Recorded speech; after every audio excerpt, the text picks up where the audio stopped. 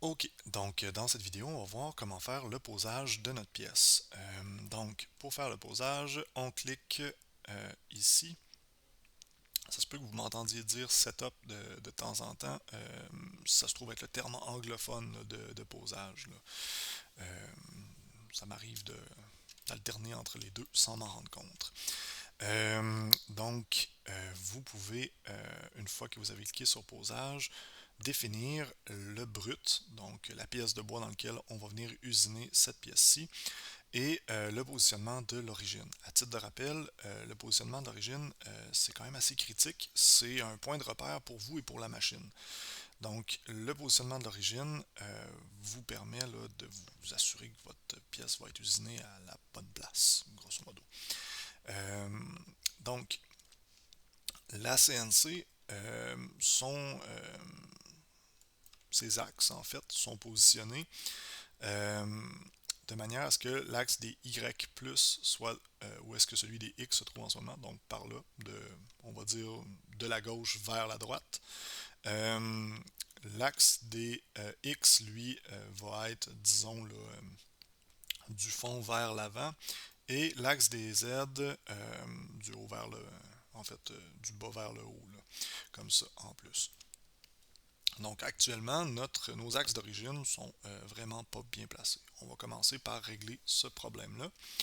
On va aller ici dans axe X et Y et on va sélectionner notre axe des X.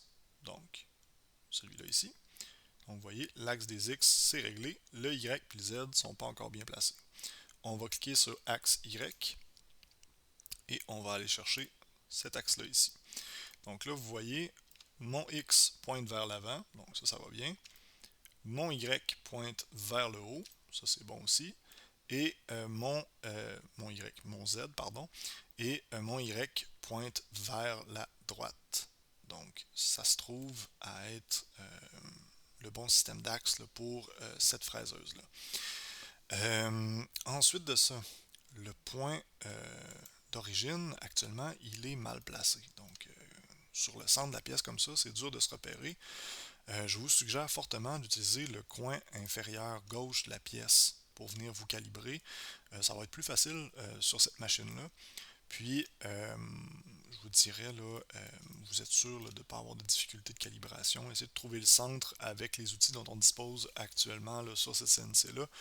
Ce serait un peu plus compliqué. Donc, comme ça, on va pouvoir utiliser là, ce qu'on appelle un touch plate.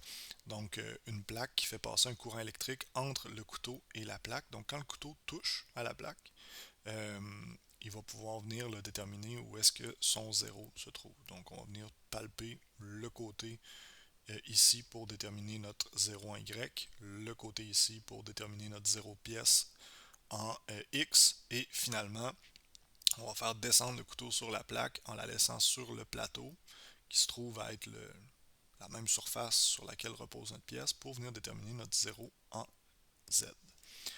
Donc comme ça, on positionne bien notre origine par rapport à notre bloc à usiner. Ensuite, comme vous pouvez le constater, j'ai oublié de faire basculer là, mes unités en pouces pour l'usinage. Fait que je vais cliquer sur OK, comme ça je ne perdrai pas mes paramètres, donc mon origine que je viens de configurer, et je vais tout simplement aller changer unité ici en haut. Donc on clique ici. Si vous ne voyez pas bien vos unités comme moi en ce moment, vous pouvez toujours là, agrandir un peu la fenêtre et on va sélectionner pouce. On clique sur OK et on va venir cliquer droit sur notre posage, cliquer sur éditer et on va reprendre euh, notre posage. Donc, dans notre cas à nous, on n'a pas modélisé d'étau, de mort pour du serrage ou différents là, disons, là, différentes installations là, pour maintenir notre pièce en place. Nous, ce qu'on va utiliser, c'est une bonne vieille technique de prototypage, c'est-à-dire qu'on va mettre du ruban adhésif bleu sur notre pièce, sur le plateau, et de la cyanoacrylate entre les deux, et on va la coller en place pour le temps de l'usinage.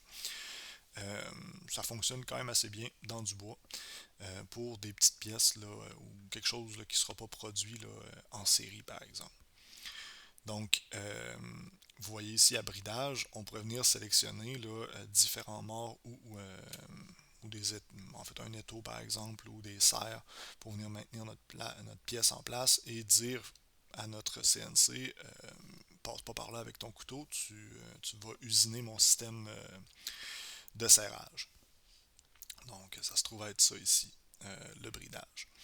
Ensuite de ça, on va aller dans brut ici et on va définir la taille de notre brut.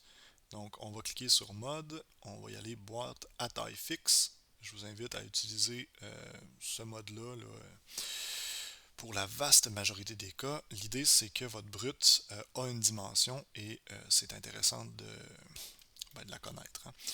Sinon, vos premières passes d'usinage risquent d'être beaucoup trop grandes dans un brut qui serait par exemple trop gros par rapport à ce que vous avez paramétré. Donc en cliquant sur boîte à taille fixe, vous évitez entièrement ce problème-là. Ensuite de ça, la largeur de notre brut, ici, ça va être 2 pouces. La position du modèle sur l'axe des X, ça va être au centre. Ensuite de ça, en Y, on va être à 2,5 pouces. Comme ça. La position du modèle va également être au centre. Donc si on le regarde, là, on voit que le modèle est centré. Et finalement, en Z, la hauteur de notre brut va être de 1 pouce et 1,8. Donc 1,125. Actuellement, on a un problème.